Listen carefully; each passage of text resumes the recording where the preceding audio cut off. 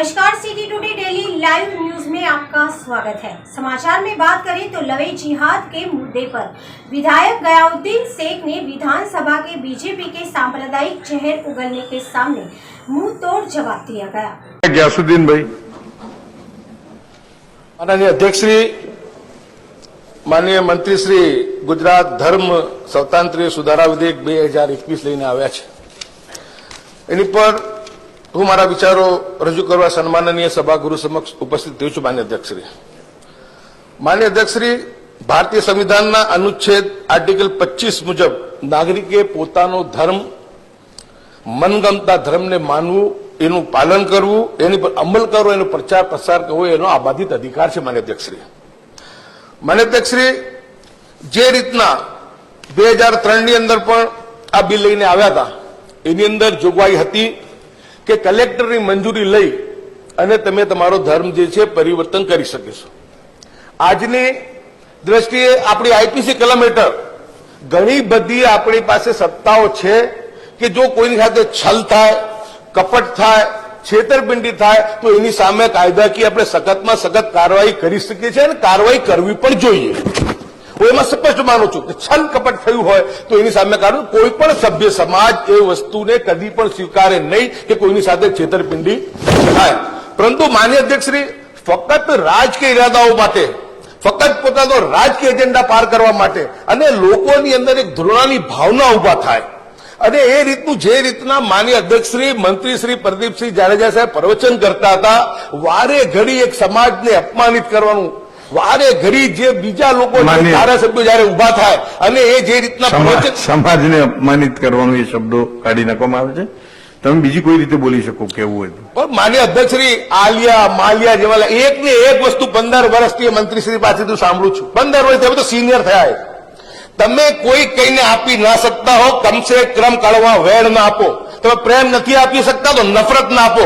તમે કોઈ જગ્યા તમે એવું કોઈ કામ નથી કરતા કે અમે તમને અપમાનિત કરીએ।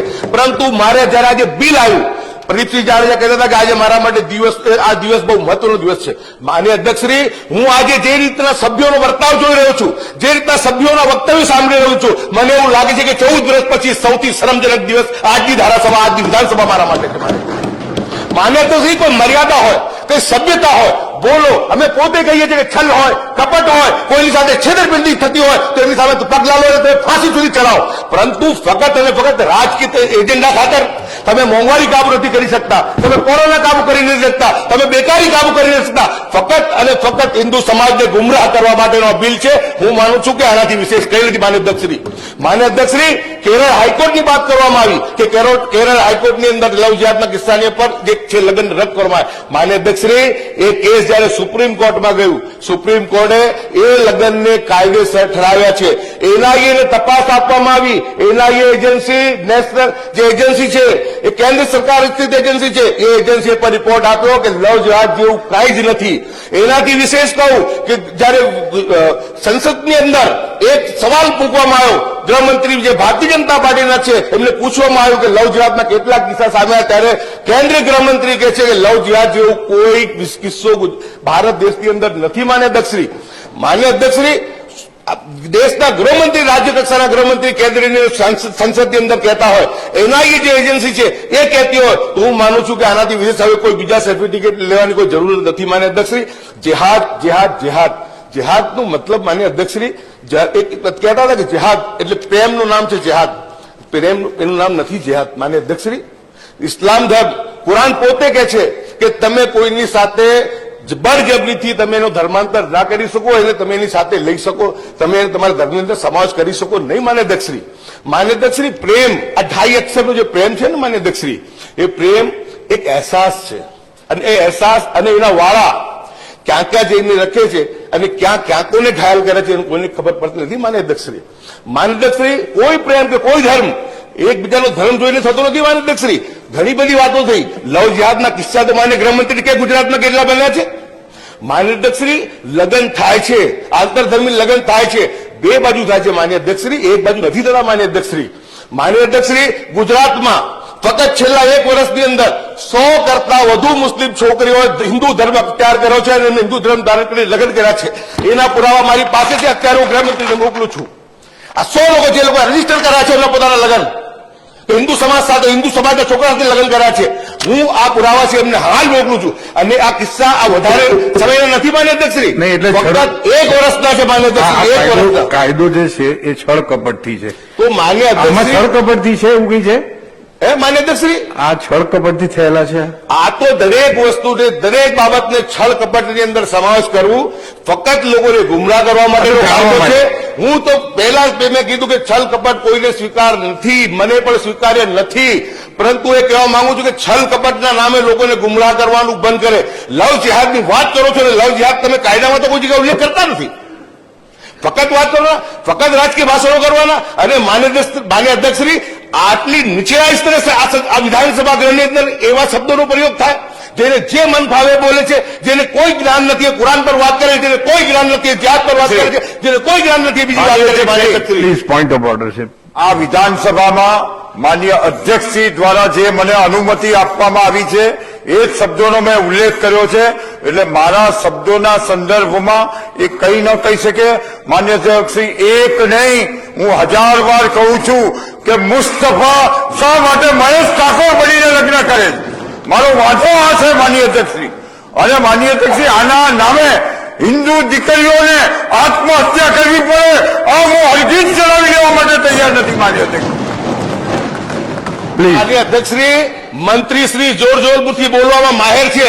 અમે તો પોતે ચલાવવું જોઈએ. આવી ફાંસી ચડાવો, ફાંસી ચડાવો. એ જો છલકપટ થતી હોય તો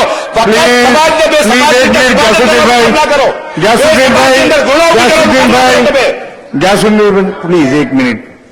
મંત્રીશ્રી જોર જોરથી બોલવામાં માહિર છે, આ શબ્દો કાઢી નાખવામાં છે. બીજી વાત કે આપ પણ જોરથી બોલી રહ્યા છો, ઘણીવાર હું પણ જોરથી બોલું છું, ઘણીવાર માન્ય પરેશભાઈ પણ જોરથી બોલે છે. એટલે એની ટીકા ના થાય. તમને જે કહેવું હોય બીજું કહો, વ્યક્તિગત જવાબ. અધ્યક્ષશ્રી, જોરથી બોલવામાં કોઈને વાંધો નથી, પરંતુ જવાબદાર વ્યક્તિ કટુતાથી વાત ના કરે. વાત એવી કરે કે જે આટલો સિનિયર મંત્રી હોય જ્યારે વાત કરે, બે સમાજની અંદર પ્રેમ પાંગરે, બે સમાજની અંદરથી ધોરણાઓ દૂર થાય, બે સમાજ નજીક આવે અને ગુનેગારો સજા માન્ય અધ્યક્ષશ્રી. હું કહું છું કે છલકપટ થતી હોય તો ફાંસી ચલાવો. હું એમાં ના નથી પાડતો, પણ એના નામે રાજનીતિ ના કરો. મારું કહેવાનો ભાવાર્થ એક જ છે કે આ સ્ટેજે નથી, આ વિધાનસભાની અંદર તમે આવી વાતો કરી અને સમાજને ગુમરાહ કરશો.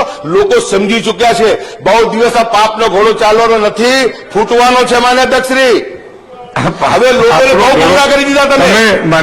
માન્ય ગ્યાસુદ્દીનભાઈ, આપ એક ગ્લાસ પાણી પીને આવો, હું વિનંતી કરું છું. કારણ કે પાપનો ઘોડો બોલો ને એ આ બધા શબ્દો હવે અસંસદીય નીકળવા માટે તમારા માટે અસંસદીય શબ્દ છે માન્ય અધ્યક્ષશ્રી, એટલે તમે દૂર કરી દો. મારું શું કેવું છે કે થોડા આપ ઉશ્કેરાટમાં આવી ગયા છો. 2 મિનિટ બેસી જાઓ શાંતિથી. ચાલો 2 મિનિટ બેસી જાઓ, 2 મિનિટ બેસી જાઓ. ખરેખર, અને તમે ઘણીવાર ખૂબ સારું બોલો છો, મેં તમને અભિનંદન પણ આપ્યા છે. તમારું પ્રવચન ઘણીવાર સારું પણ હોય છે. શાંતિથી. અધ્યક્ષશ્રી, આજનું બી પ્રવચન મારું કોઈ ઉશ્કેરાટ ભર્યું નથી. વેદના થાય છે સાહેબ, ઘણી વખત આવું દુઃખ થાય છે. અત્યારે ગેલેરીમાં હું જઈને બેઠો ત્યારે મને થતું હતું કે કઈ જગ્યાએ આવી ગયું છું કે જ્યાં પ્રેમ પાંગરવું જોઈએ, જ્યાં એક સારી વાત થવી જોઈએ, એની જગ્યાએ આવી વાત થાય. સાહેબ ડિસ્ટર્બ થઈ ગયા છે, ડિસ્ટર્બ માનસિક ત્રાસ થાય છે અમને કે અમે તમને કઈ કઈ નહીં પડતું. તમે મેળા મારવાના દરેક બાબતમાં બિલકુલ વિકૃત, જેને કહેવાય કે જેને વિકૃત તમે ટિપ્પણીઓ કરો તો મારા અધ્યક્ષશ્રી દિલ્હી પર ચોટ પહોંચે છે. મારા અધ્યક્ષશ્રી, મેં કોઈ દિવસ 14 વર્ષના મારા ધારાસભ્ય પદ દરમિયાન કોઈની લાગણી દુભાય એવો મેં કોઈ કૃત્ય કર્યો નથી કે કોઈ વાત કરી નથી. મારા અધ્યક્ષશ્રી, આજે પણ હું કહું છું, મેં પહેલા પણ કીધું કે અમારો વાંધો છલકપટની સામે ફાંસી ચડે અમને વાંધો નથી. અમને વાંધો એક જ છે મારા અધ્યક્ષશ્રી કે આની સામે રાજકારણ ના થવું જોઈએ. બે સમાજને ધોરણા પેદા થાય એ કામ ના કરવું જોઈએ. અને એટલે જ આ બિલનો અમે વિરોધ કરીએ છીએ કે આપણી પાસે આઈપીસી કલમની ઘણી બધી એ છે. 2003માં પણ આપણે કાયદો લાવ્યા, એની અંદર પણ આપણી પાસે ઘણી બધી સત્તાઓ છે કે જે છલકપટ કરતા હોય એની સામે આપણે પગલાં લઈ શકીએ છીએ. પરંતુ મારા અધ્યક્ષશ્રી, કે જયારે આટલી બધી વિશાળ સત્તા આપણી પાસે હોય, આપણી પાસે એટલા દાખલાઓ પણ નથી, એવી કોઈ વાત પણ નથી. મેં તમારી સામે આ મેં પુરાવા મૂક્યા મારા અધ્યક્ષશ્રી કે 100થી વધુ પુરાવા છે મારી પાસે, જે મુસ્લિમ છોકરીઓ છેલ્લા 1 વર્ષમાં, વધારે નહીં, આપ જોઈ શકશો. આપને પણ હું વોટ્સએપ પર નાખીશ અને મીડિયાના મિત્રોને પણ નાખવાનો છું. પરંતુ માન્ય અધ્યક્ષશ્રી, એક સમાજ જ દોષી હોય, એક સમાજ જ પ્રેમ કરતો હોય, એક સમાજ જ જિહાદ કરતો હોય, એક સમાજ, આ વાત નથી માન્ય અધ્યક્ષશ્રી. પ્રેમ તો ગમે તેને ગમે ત્યાં થતો હોય છે માન્ય અધ્યક્ષશ્રી. એને એક ધર્મ સાથે જોડવું હું માનું છું કે એ વ્યાજબી નથી. અને વિશેષમાં તમને એટલું જ કહું છું કે આ જે કાયદો છે, હું માનું છું કે લોકોની અંદર ધૃણા વધારે ફેલાશે, લોકોની અંદર ઘૃણા કરીને રાજનીતિ કરવા માટે આ કાયદો લઈને આવ્યા છે. એટલે આ કાયદાનો અમે સખત વિરોધ કરીએ છીએ. આપણી પાસે પૂરતી સત્તાઓ છે, પૂરતા કાયદાઓ છે, 2003નો પણ કાયદો છે, એ મુજબ છલકપટ થતી હોય તમે ફાંસી ચલાવો, પરંતુ આના નામે તમે એક સમાજને બદનામ કરવા, એને ગુમરાહ કરવા માટેના જે માન્ય અધ્યક્ષશ્રી વાત ના થાય. માન્ય અધ્યક્ષશ્રી વાત એક જ થાય, હિન્દુ યુવતી અરે હિન્દુસ્તાની યુવતીની વાત કરો, હિન્દુસ્તાનીની વાત કરો. હિન્દુ કેમ એકલા બોલો છો તમે? હિન્દુસ્તાનીની વાત કરો કે હિન્દુ હોય કે મુસ્લિમ, જેની સાથે છલકપટ થાય એની સામે અમે પગલાં લઈશું. માન્ય અધ્યક્ષશ્રી વાત ટ્રેનિંગ આપવામાં આવે છે મદરસાઓમાં, તબલીગ જમાતનું નામ બધા કરવામાં આવે. માન્ય અધ્યક્ષશ્રી એક તો પુરાવો આપો કે આવી ટ્રેનિંગ કોઈને આપી હોય, એક તો ષડયંત્ર આપો, એના એ ક્લીન ચીટ આપતી હોય ત્યારે આપણે બોલું. સુપ્રીમ કોર્ટ પોતે કહેતી હોય કે આપણે કેરળ હાઈકોર્ટની અંદર જયારે ઇસ્યુ આવ્યો ત્યારે પણ એ વાત સાબિત થઈ ચૂકી છે. માન્ય અધ્યક્ષશ્રી અત્યારે લવ જિહાદના કાયદા માટે સુપ્રીમ કોર્ટમાં પડકારવામાં આવે છે, જે રાજ્યો બનાવે છે એની થોડી રાહ જોવી હતી કે એના શું પરિણામ આવે છે, એનું શું રિઝલ્ટ આવે છે. હજુ એને પણ નોટિસ ઇસ્યુ થયેલી છે, પરંતુ બસ ઉતાવળે કેન્દ્ર સરકાર એક જ વાત કરશે કે આવું કંઈ નથી લવ જિહાદ, અને રાજ્ય સરકારો કાયદા બનાવશે. આ બે મોઢાની વાત હું માનું છું માન્ય અધ્યક્ષશ્રી વ્યાજબી નથી. બે સમાજને ગુમરાહ કરવાનું આપણે બંધ કરવું જોઈએ. બે સમાજની અંદર પ્રેમ પાંગરે, બે સમાજની અંદર સહિષ્ણુતા રહે, પ્રેમ છે, ભાઈચારો રહે, એ માટે આપણા પ્રયાસ થવા જોઈએ. અને ગુનેગારો હોય એની સામે સજા પણ થવી જોઈએ માન્ય અધ્યક્ષશ્રી. પરંતુ એવું માનું છું કે આ જે કાયદો છે ફક્ત ને ફક્ત રાજનીતિ માટે છે, બે સમાજોની અંદર ડિફરન્સીસ વધે એ માટે છે. એટલે આ કાયદો